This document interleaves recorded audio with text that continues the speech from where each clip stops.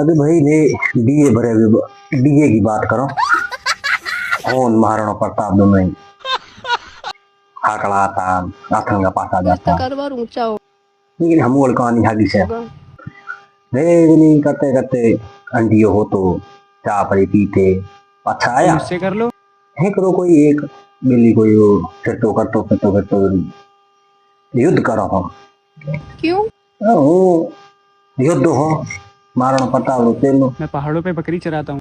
मारण घोड़ो हो चेता कमी ने घा 400 अपन ने युद्ध करते अबे साले।